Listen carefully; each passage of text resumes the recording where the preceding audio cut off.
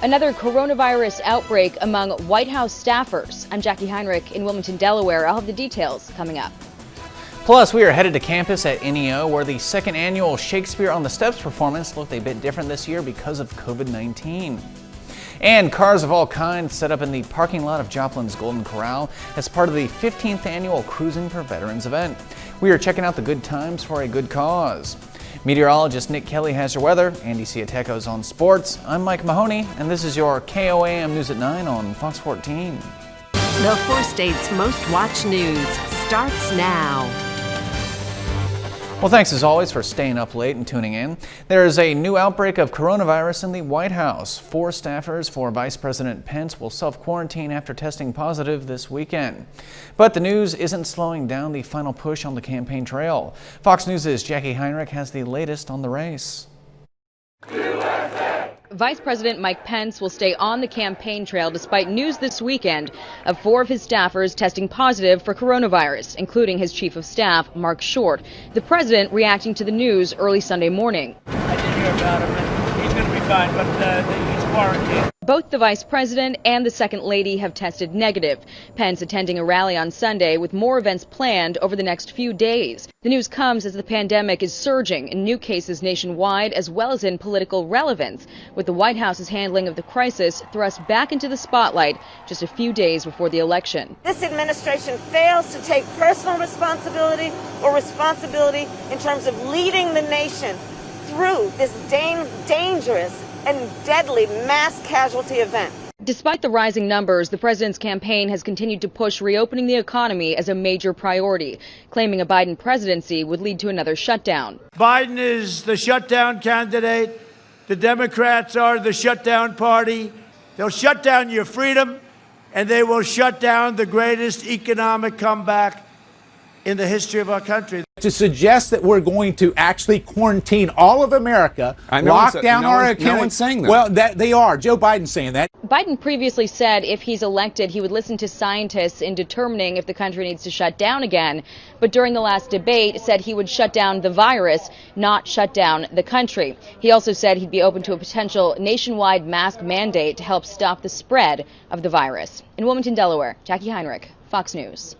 All right, let's talk weather with Nick Kelly. Nick. It's been another quiet day, Mike, but again, cloud cover couldn't really let us go anywhere as far as temperatures go. 43 this morning. We only made it to 49 degrees, maybe a few spots near 50, but I think that's the warmest we'll be for the next few days because of our next storm system ready to roll on in. Winter weather advisory is out for a good portion of the area, taking us from tomorrow morning until 9 o'clock Tuesday morning. Nothing's coming from the clouds yet, but we are going to keep the cloud cover in place while moisture from our next system out west starts to head our way. We're going to see that really start to pick up once we get past 3 or 4 o'clock in the morning. So by the time the morning drive gets underway and throughout much of the day tomorrow, we'll have a mix of rain, freezing rain, sleet, and snow as temperatures fall and hold in the 30s all day long. We'll see what the system will leave behind and how the rest of the week's shaping up here in just a bit, Mike. All right, hopefully I can get my puppies to the park. Thank you so much, Nick. This weekend, a total of 526 cyclists made their way to Pittsburgh for the Gorilla Century Ride. This lead group covered 100 miles in less than 5 hours. The route starts at Pittsburgh High School and travels to Big Brutus before looping north to Arma, Arcadia, and then back to the high school. 4 staters were joined by riders who came from as far away as Connecticut and Washington, D.C. The ride started in 2003 as a way to celebrate PSU's 100th anniversary, and the tradition is carrying on. Next year, the group plans on expanding the event into 2 rides with a spring and fall edition. The Gorilla Century Ride is normally held on Labor Day weekend. It was pushed back due to COVID-19 concerns this year, but will return to its originally scheduled date in 2021, coinciding with Little Balkan Days. The Central United Methodist Church held their annual holiday craft and vendor fair today at the Webb City Farmers Market Pavilion. 22 vendors set up at the Webb City Pavilion selling holiday-themed decor. Vendors paid a fee to participate, and those proceeds plus donations benefit the Christmas Basket program, which helps local families in need. The baskets include food, clothing, and toys, enough to last more than 2 weeks. Organizers say it's important, especially important this year, because there are more families in need. They're not making ends meet, and at Christmas time, they really need some extra help.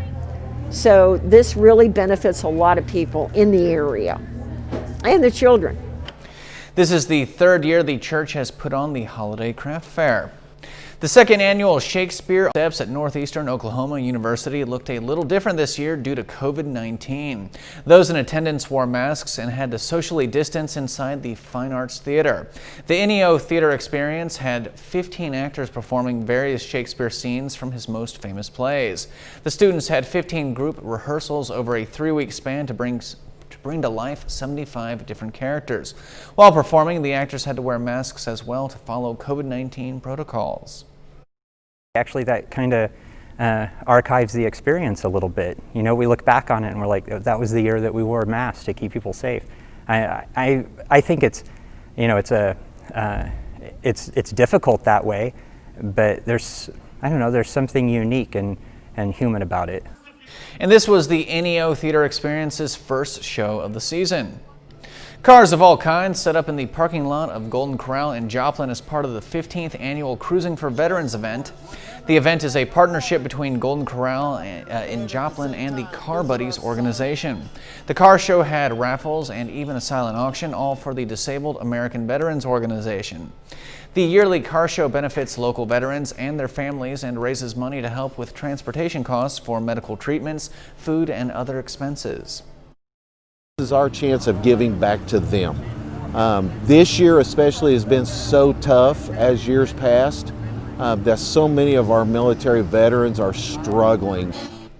While the winning cars were awarded trophies, local veterans are the real big winners. Speaking of which, it's now time to honor one of our many four-state heroes. And tonight, we pay tribute to Perry Glenn Pendleton. Pendleton served as a technical sergeant in the U.S. Air Force, and he fought in World War II. He earned an Air Medal and a Purple Heart for his bravery. Thank you, sir, for your service and for fighting for freedom. For more information on all our four-state heroes, or to nominate your own, just log on to KOAMNewsNow.com.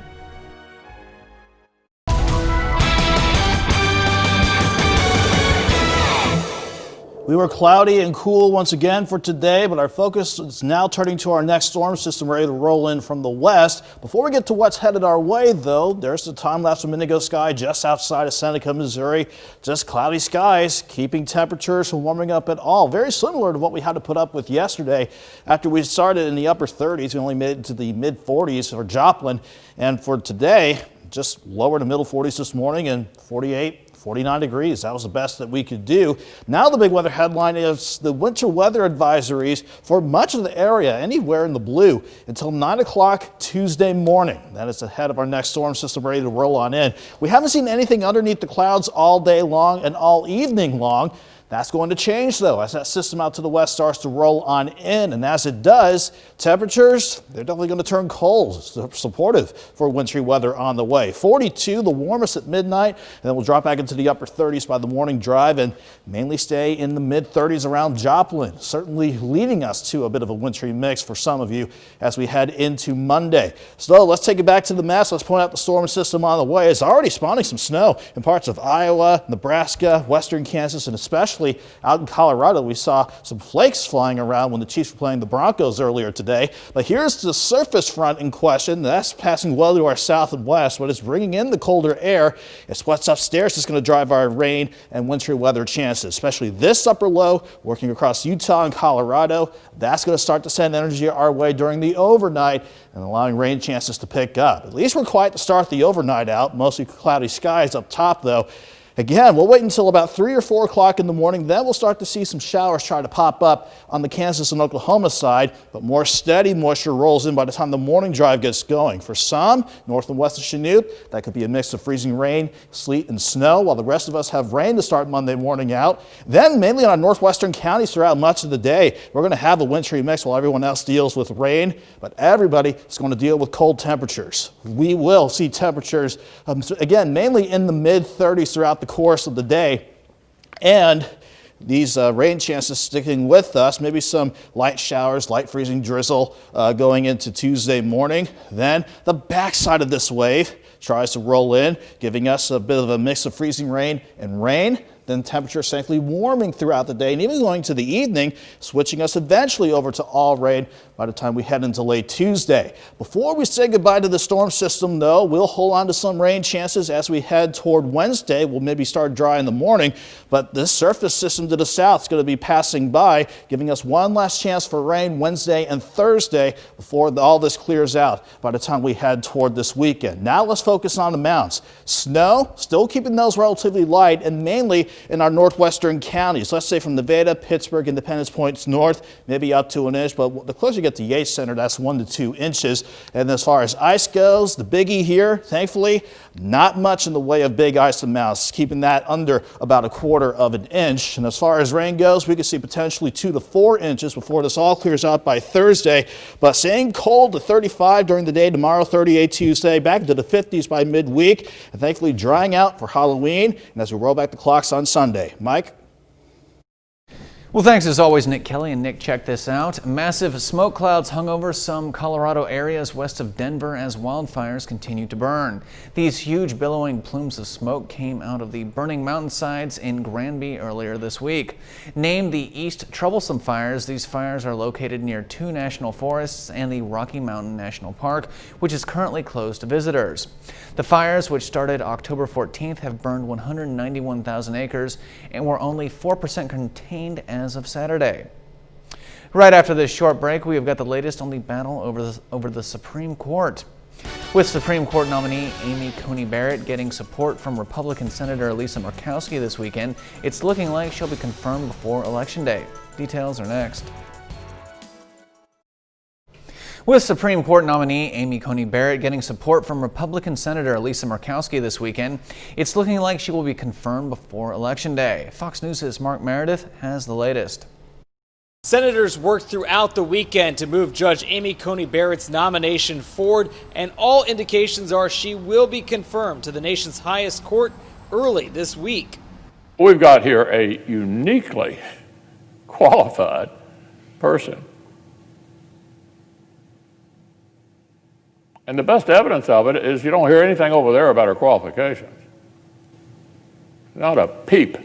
Democrats have called the confirmation process a sham and accused Republicans of ignoring the precedent set 4 years ago when the Senate refused to vote on President Obama's Supreme Court nominee Merrick Garland months before the election. There is no escaping this glaring hypocrisy. As I said before, no tit-for-tat, convoluted, distorted version of history will wipe away the stain that will exist forever with this Republican majority and with this Republican leader. Even some Republicans are unhappy with this process. Alaska Senator Lisa Murkowski made it clear she does not think the Senate should take up a nomination so close to the election. But Murkowski, who is up for re-election in 2 years, says she will vote to confirm Barrett to the bench this week. Well, I oppose the process that has led us to this point. I do not hold it against her as an individual who has navigated the gauntlet with grace, skill, and humility. One Republican up this year, Susan Collins of Maine, says because of the timing of this nomination, she will vote against Judge Barrett. Collins is in a very close race of her own this year, and some pundits believe her past support for Brett Kavanaugh may cost her at the ballot box next month. Democrats are demanding that Barrett recuse herself from any potential 2020 election cases, but during her confirmation process, Barrett refused to give in to such demands. In Washington, Mark Meredith, Fox News. When we return, we'll update you on where things stand with Venezuela. In 2018, the Maduro regime was on its knees, but today, Nicolas Maduro remains in power, although plenty of countries don't recognize him as a legitimate president. Details are coming right up. Welcome back. A struggle for control of Venezuela is underway. Reuters is reporting former Director of National Intelligence Richard Grenell met secretly with a representative of Venezuelan President Nicolas Maduro last month to try to work out Maduro's peaceful exit from power. However, no agreement was reached. Fox News' Benjamin Hall takes a look at Maduro's long and sometimes tenuous hold on power in Venezuela. In 2018, the Maduro regime was on its knees. His re-election had been dismissed as rigged, large-scale protests took over the streets, and a military coup was underway. National Assembly leader Juan Guaido was recognized by the US and more than 50 other countries as legitimate leader. It seemed Maduro's days were numbered. It's going to happen sooner rather than later. But today, Maduro is still in power. His thugs still roam the streets, and he has purged the military, while the world's attention has been on coronavirus. Cuba have sent thousands of military advisors, and Iran trades them refined gas for gold. China, Russia, and Turkey also support him, while illicit mining and drug trafficking prop up his failed state. We brought criminal charges against Maduro for his narco-terrorism. The courageous veterans here today bear witness to how socialism, radical mobs, and violent communists ruin a nation. For over 20 years, the Socialist Party has governed Venezuela, and despite the country's vast oil riches, it has run the economy into the ground, though Maduro blames the US. Venezuela, as you know, is under constant attack. Our beloved homeland is the victim of a multi-form attack by the US empire. The US has rejected a military intervention, but 2 former US soldiers were captured in May after a privately backed plot failed. They have been sentenced to 20 years in prison. Over 4 million Venezuelans have meanwhile fled, but neighbouring countries who are key to Maduro's removal are afraid to ramp up pressure for fears millions more would come. Unless you start seeing movement in this direction, I think Maduro will feel that the only pressure, the real pressure, comes from the United States, and that he can fend off. It is thought that the best hope for regime change now is a palace coup, that someone on the inside would overthrow Maduro. But after that last failed coup, well, Maduro has his guard up. In London, Benjamin Hall, Fox News. Right after this short break, we are taking a trip down under. And we'll learn about a shark attack and some shark close calls experienced by swimmers in Australia. Your KOAM News at 9 on Fox 14 is back in just 2 quick minutes. A man got attacked by a shark in Australia. The 59-year-old got bitten on the upper thigh while spearfishing with a local group at Britomart Reef in Queensland. After being treated by paramedics on the boat ramp, he was airlifted to Townsville University Hospital for surgery. According to the Queensland Ambulance Service, the man remains in critical condition. Britomart Reef is a popular spot for snorkeling and spearfishing. And speaking of swimmers and sharks, some swimmers got up close and personal with several sharks in Australia this weekend. Folks at Bondi Beach off the coast of Sydney came dangerously close to a number of sharks, apparently unaware that they were nearby. A drone also captured a school of salmon parting ways as people swam through them and as sharks approached. According to a conservation society, Australia has recorded more than 20 shark attacks in 2020 so far. Well, don't go anywhere. We've got a lot more news headed your way, as well as another weather update with meteorologist Nick Kelly and your KOAM Sports Report with Andy Ciateco. That's all headed your way right here on your KOAM News at 9 on Fox 14. And when we return, Pope Francis named 13 new cardinals today in a surprise announcement from St. Peter's Square. That story and more are next. Welcome back. Some Catholic bishops are getting new red hats. That's one way of saying they've been named cardinals. Fox News' Trey Yingst has the details. Today, Pope Francis named 13 new cardinals in a surprise announcement from St. Peter's Square. The Pope appeared at his studio window to read the names of the archbishops who will be promoted. The list includes individuals from Rwanda, Chile, Malaysia, and other countries. The Archbishop of Washington, D.C., Wilton Gregory, will notably be the first black bishop from the U.S. to receive the appointment. According to the Pope, there will be a ceremony on November 28th to make the promotions official. Since 9 of the men are under age 80, they'll be eligible to elect the next pope when voting occurs. As he often does, Pope Francis took the opportunity to comment on world events, pointing out that he is praying for peace in Nigeria amid growing political violence. I follow with particular concern the news coming from Nigeria about the violent clashes between the police and some young protesters. We pray to the Lord so that all forms of violence will always be avoided, in the constant search for social harmony through the promotion of justice and the common good. In this part of the world, the Pope made another appointment over the weekend, naming a new Latin Patriarch of Jerusalem, a post that had been empty for 4 years. In Jerusalem, Trey Yingst, Fox News. There were empty streets in parts of Italy last night. The country's second night of curfew caused the streets in Milan, which is known for its busy nightlife, to be silent. Since the government imposed stronger restrictions aimed at slowing the spread of the coronavirus, restaurants, bars, and theaters remain closed, and everyone is supposed to be in their homes by 11 p.m. However, empty buses and trams could still be seen traveling across the city. Night service is still being operated for those who need to travel for emergency or work. And Milan may have been quiet last night, but that wasn't the case in Rome today. Demonstrators took to the streets to protest against coronavirus restrictions in Italy. Hundreds marched to show their displeasure with the restrictions and their government. Italy has now seen 2 days of protests over the measures. Many of the protesters gathered in front of government buildings to express their anger about the curfew. This latest protest happened after police and demonstrators clashed last night after supporters of an extreme right-wing group tried to break curfew. All right, we'll be right back with meteorologist Nick Kelly and another look at your weather. Stay tuned.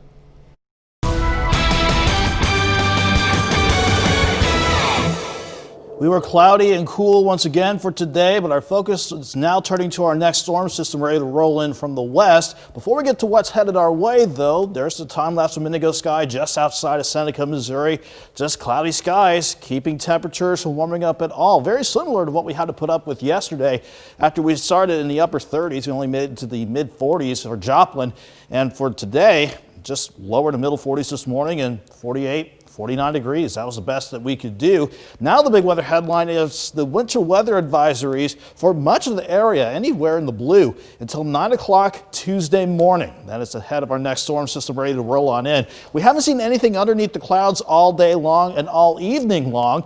That's going to change, though, as that system out to the west starts to roll on in. And as it does, temperatures, they're definitely going to turn cold, supportive for wintry weather on the way. 42, the warmest at midnight, and then we'll drop back into the upper 30s by the morning drive and mainly stay in the mid-30s around Joplin, certainly leading us to a bit of a wintry mix for some of you as we head into Monday. So let's take it back to the map. Let's point out the storm system on the way. It's already spawning some snow in parts of Iowa, Nebraska, western Kansas, and especially out in Colorado. We saw some flakes flying around when the Chiefs were playing the Broncos earlier today. But here's the surface front in question. That's passing well to our south and west, but it's bringing in the colder air.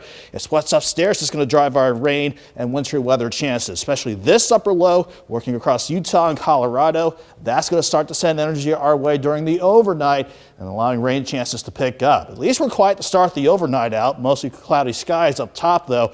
Again, we'll wait until about 3 or 4 o'clock in the morning. Then we'll start to see some showers try to pop up on the Kansas and Oklahoma side, but more steady moisture rolls in by the time the morning drive gets going. For some, north and west of Chanute, that could be a mix of freezing rain, sleet, and snow, while the rest of us have rain to start Monday morning out. Then, mainly in our northwestern counties throughout much of the day, we're going to have a wintry mix while everyone else deals with rain, but everybody is going to deal with cold temperatures. We will see temperatures, again, mainly in the mid-30s throughout the course of the day, and these rain chances sticking with us, maybe some light showers, light freezing drizzle going into Tuesday morning. Then the backside of this wave tries to roll in, giving us a bit of a mix of freezing rain and rain. Then temperature safely warming throughout the day and even going to the evening, switching us eventually over to all rain by the time we head into late Tuesday. Before we say goodbye to the storm system, though, we'll hold on to some rain chances as we head toward Wednesday. We'll maybe start dry in the morning, but this surface system to the south is going to be passing by, giving us one last chance for rain Wednesday and Thursday before all this clears out by the time we head toward this weekend. Now let's focus on the mountains. Snow, still keeping those relatively light and mainly in our northwestern counties. Let's say from Nevada, Pittsburgh, Independence Point north, maybe up to an inch, but the closer you get to Yates Center, that's 1 to 2 inches. And as far as ice goes, the biggie here, thankfully, not much in the way of big ice amounts, keeping that under about 1/4 of an inch. And as far as rain goes, we could see potentially 2 to 4 inches before this all clears out by Thursday. But staying cold to 35 during the day tomorrow, 38 Tuesday, back into the 50s by midweek, and thankfully drying out for Halloween. And as we roll back the clocks on Sunday. Mike? Well, thanks again, Nick. And Nick, check this out. Retail giant Target is looking to make holiday shopping a little bit more bearable. Target has set up a new reservation system to curb big crowds outside of stores. Shoppers can head to target.com/line, find a store, and see if there is a long wait. Target stores are still limiting in-store capacities, so if lines develop, shoppers can go to reserve their spots online to avoid crowding, and Target will text them when it's time to shop. Customers can also check out and pay using the Target app. The company also announced more My Checkout devices, which allow shoppers to finish shopping anywhere in the store. There will also be more drive-up spots and curbside pickup. All right, stick around, sports fans. We'll be right back with Andy Ciateco and your KOAM News at 9 Sports Report.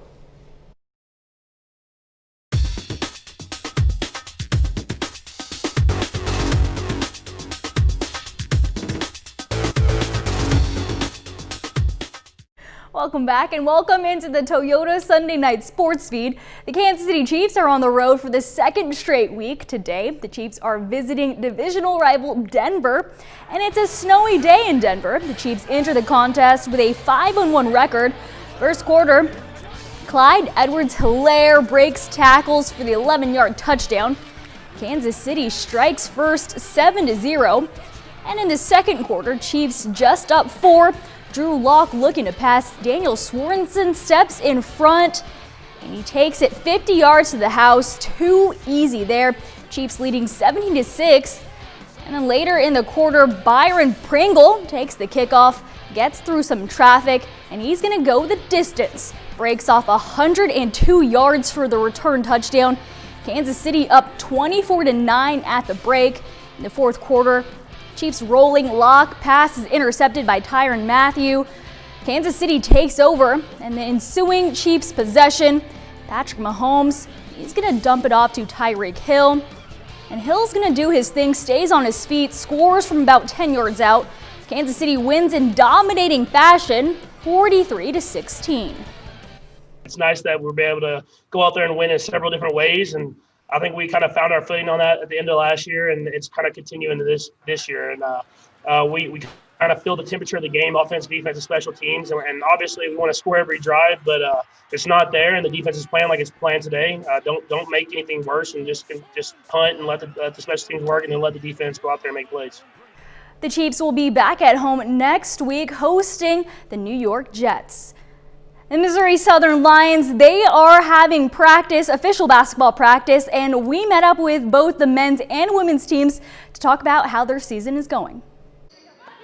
Missouri Southern is less than a month away from tipping off for its season opener. Just like every school in the MIAA, the Lions will play a 22 conference-only schedule amid the pandemic. Yes, there's pressure because we're not going to have, the non-conference games to kind of get ready and be prepared, but we have to think that the rest of the conference is in the same boat. The women have 13 on their roster, in which 4 are freshmen and 2 are transfers. With the shortened schedule, head coach Ronnie Russell is telling his team that each day on the floor is crucial. We don't have any, Cake Cup games or anything like that for those freshmen to get their feet wet. It's going in right into conference. You got to be ready to play right away, and that's what is so important about practice, that you come ready to compete every day and to continue to get yourself better. The coronavirus has affected programs across the nation. This past March, the Lion men saw their season cut short when the NCAA canceled the national tournament. I think you've got to look at it as you can't take anything for granted because it can be gone pretty quick. I was pleased to see what the NCAA did with granting another year of eligibility to the kids, and most specifically to the seniors. I think is right now you just don't know. Lion fans will see 7 returners and 6 new faces on the men's team, led by third-year starter Cam Martin. And with 3 weeks to go until game time, the men hope to bring a good brand of basketball to their fans. Just any type of normalcy for our fans to get in and see kids play basketball. You hear from tons of people that's ready for get back to watching Missouri Southern athletics. Missouri Southern will open this season on the road against Central Oklahoma on November 19th. That's a look at sports. Back with more news after this. Welcome back to your News at 9. One of the top issues this election cycle is healthcare. Fox News' Rich Edson reports on the candidates' competing visions of how the healthcare system should be run. Affordable Care Act needs to stay. Trump doesn't have a plan in place whatsoever at all. The debate over building on Obamacare or scrapping it. My family, we pay almost double what we used to pay for our insurance premiums, and we're restricted on the doctors we see. President Trump says he wants to terminate Obamacare while protecting some of the law's more popular provisions. Former Vice President Joe Biden promises to defend the Affordable Care Act and spend $75 billion a year reducing its costs and expanding coverage. What I'm going to do is pass Obamacare with a public option. It'll become Biden-care. The public option would be a government-run insurance plan Americans could choose to buy over private insurance. Biden says it will compete with private plans to reduce costs. Republicans say it is a step towards socialized medicine.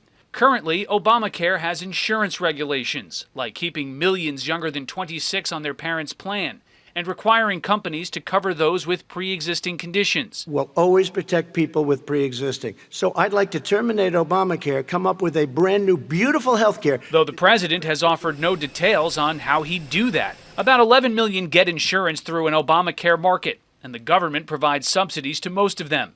Around 12 million more benefit from Obamacare's expansion of Medicaid. And there's another upcoming element to the future of American health care.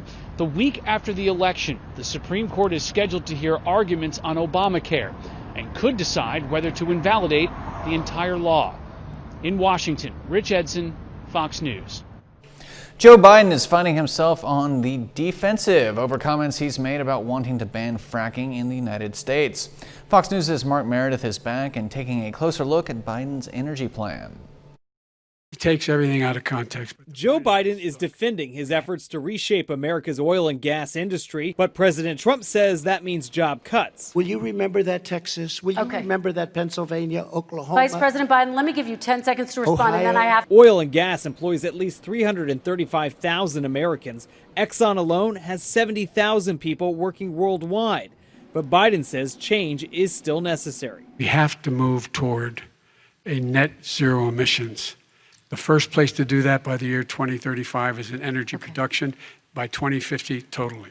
But within hours, the damage was done. New Mexico Democratic Congresswoman Xochitl Torres Small tweeting last night, quote, "We need to work together to promote responsible energy production and stop climate change, not demonize a single industry." The debate over energy impacts voters from right-leaning Texas to battleground Pennsylvania, where the fight over fracking is a political and economic hot-button issue. I'm up early, out in the field every day. Today, the Trump campaign released this new ad blasting Biden over past promises to phase out fracking. Pennsylvania is a fossil fuel state. It'll be devastating. The president's top economic advisor echoed those same concerns. If you end oil and gas industries, it would be catastrophic. Catastrophic. Okay? Millions of jobs will be lost. Energy will be higher priced. Electricity will be higher priced. But Biden's campaign says jobs will be created, not cut. His campaign estimates 10 million positions could be added through innovation, like retrofitting existing energy infrastructure and investing in new research. The American Petroleum Institute says in the past it's worked with leaders from both parties to make sure oil jobs are in strong supply. And after the debate last night, the group put out a statement saying, quote, "We aren't going anywhere." At the White House, Mark Meredith, Fox News. And we're not done yet here on your KOAM News at 9 on Fox 14. And when we return, you'll learn about the stress-busting gift an Animal Humane Society gave to its employees and what that has to do with Election Day. We've got that story and more coming right up.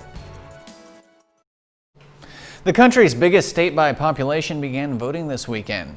The Staples Center in downtown Los Angeles welcomed early voters as Californians hit the polls. LA County opened 118 early voting sites on Saturday, including the Forum, the former home of the Lakers. Plenty of professional sports venues are providing a large space with lots of air circulation and sanitation measures to handle a record number of voters. Next Friday, Dodger Stadium will join that group. From COVID to politics, it has been a stressful year for everybody.